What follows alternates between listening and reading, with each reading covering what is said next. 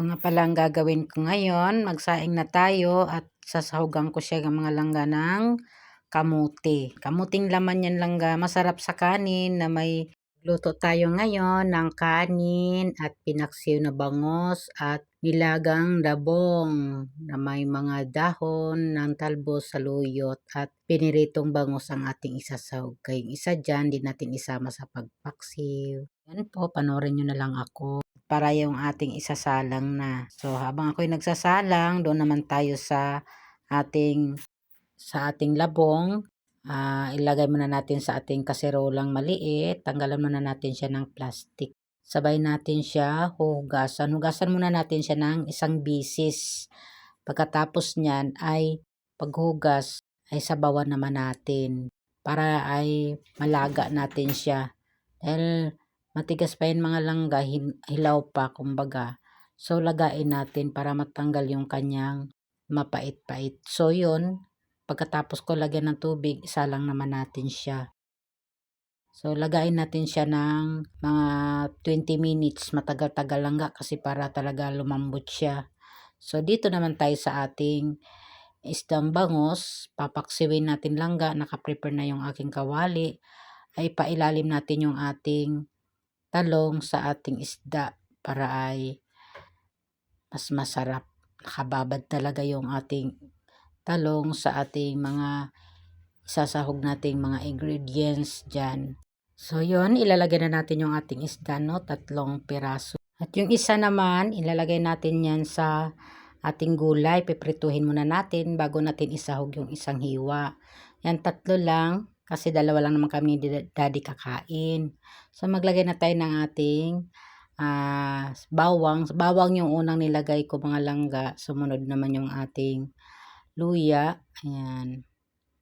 Naghalo na yan mga langga. Kaya, di mo na maano kung sibuyas, luya ba yung nilagay ko. So, naglagay naman tayo ng sibuyas. Sili natin ay siguro 2 hiwa lang yan dahil isa lang ang binigay sa akin. 2 yung binili ko pagdating sa bahay. Bakit isa na lang yung sili ko? Kaya yun, hinati ko na lang yung kalahati dun sa sabaw.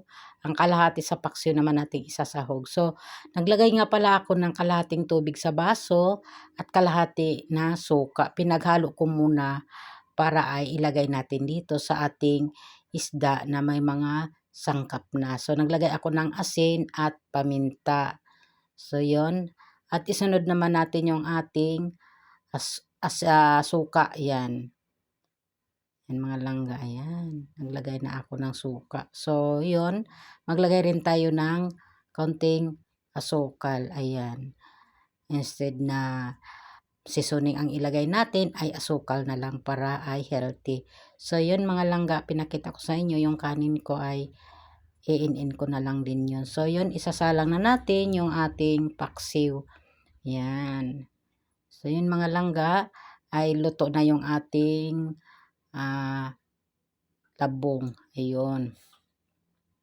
Yan, babanlawan ko siya, hugasan ko siya at itatapon naman natin yung unang hugas natin sa kanya. Yan. So, yun, iba nang yung kulay niya, no? Medyo nag-light na siya kasi natanggal na natin yung kanyang nagdilaw kanina. So, yun mga langga, ganun lang akong ginagawa kapag ako ay nagluto ng dabong, ay lalagain ko muna siya para matanggal yung pinakapait niya. Ayan, hugasan. Okay na yan kahit isang kuluan lang, wag nang pakuluan ulit. So, doon na natin siya pakuluan sa, yan, final na pagpakulo sa gulay na natin. Ayan, ilagay ko sa kaserola at lagyan ko ng sabaw. Ayan. So, yun, silipin naman natin ang ating paksiw. Ayan. So, okay pa, kumukulo pa. Bawas-bawasan natin ng sabaw kasi marami yung sabaw niya, no? So, naglagay nga pala kami dyan nag-add kami ng, ng oil. Gusto ni Daddy may oil yung ating paksiw.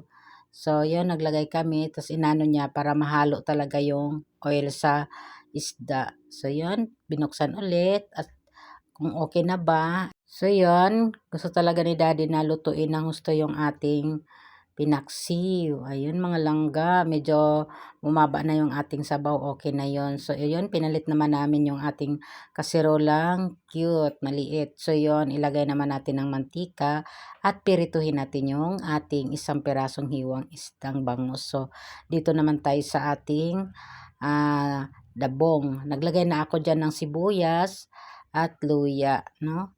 So sabay na natin yung ating kalabasa ilalagay kasi kumukulo na siya para lumambot naman yung ating kalabasa. Ayan, masarap ang kalabasa, pampalinaw sa ating mata. Ayan, mga langga. Masarap yan, kalabasa, dabong at gulay at dahon. Yun ang maganda dyan mga langga. So yun, takpan muna natin at ilagay naman natin yung piprituhing isda. Ayan mga langga, babalik rin na natin dahil luto na yung kabila. Ayan, masarap yan ang isasahog natin sa ating gulay na dabong. Yun, kumukulo natin gulay. At i-set aside muna natin yung ating pinirito isda. Yan. Yan, may tinanggal ako dyang isang sitaw. Sabi ni Daddy, wag mong itapon yan. Pinirito ko yun. Lolo, kakainin ko. Nag-try pala siyang prituhin yung isang hiwa na sitaw. Ayan. So, dito naman tayo sa ating pinakulo na gulay. So, yun, maglagay na tayo ng sitaw. Yan. So, maglagay rin tayo ng asin. Yan. Lagay sa asin, 2 kutsaritang asin, mga langga. Kutsarita naman kasi yun. Kaya, ayan. So, nalo muna. At, maglagay na rin tayo ng kaunting 3/4 na asukal sa kutsara. Yan. So, yun, haluin. At takpan muna natin mga langga para ay palutuin natin pa ng sitaw. Yan, palambutin natin yung sitaw. Yan mga langga, so luto na. Lalagay tayo ng ating mga talbos dyan. Ayan, yung ating saluyot. Ang ilalagay pala natin dyan ay yung dahong saluyot at malunggay, yung ating isasahog dyan. So, ayan, naglalagay na tayo ng ating dahong saluyot. Ayan mga langga, masarap yan sa dabong talaga yung ating saluyot na dahon, no? Ayan, dahil ay madulas, pampalinis sa ating mga bituka. Yan mga langga, yan ang pinakamasarap na gulay. So, yung mga hindi kumakain ng gulay dyan, dapat ay matutunan yung kumain ng gulay para ay maging healthy yung ating pangangatawan. So, yun, maglagay na rin kami namang malunggay. Sarap talaga yan ang kombinasyon yan, malunggay at saluyot. So, yun, haluin natin para ay mag-mix yung ating mga gulay, mga langga. So, pagkatapos dyan, maglagay kami ng mga gulay at hinalo, ay isusunod naman yung ating isda na pinirito kayo ng isang piraso. Yan ang masarap dyan.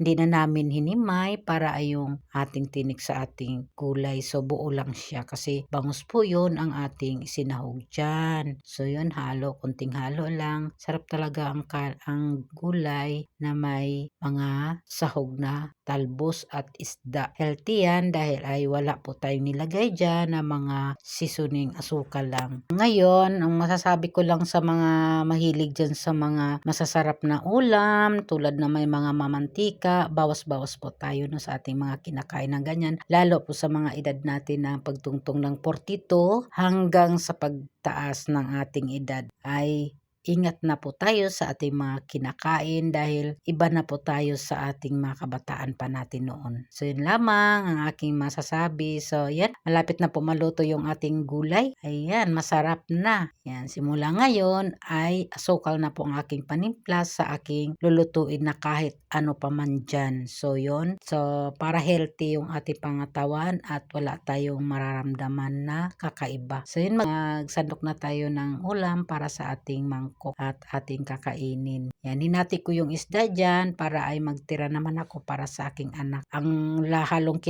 kinakain ko lang kasi dyan ay yung gulay lang po talaga at sabaw. Para po ay maging healthy naman ang ating kalusugan, hindi po tayo hindi tayo makakaramdam ng masasakit. Ayan, para wala tayong pangamba sa ating sarili. So, sabi ko kay Daddy, kumuha ka na rin dyan ng paksiw. Total, halos ikaw lang naman ang mag-uulam dyan.